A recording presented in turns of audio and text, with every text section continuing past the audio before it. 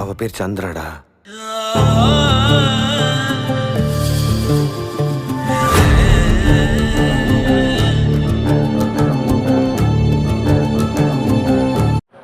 আজকে shoulder press করলাম, তো জানি না কতটা ভালো তোমাদের সামনে দেখাতে পারলাম, করতে পারলাম।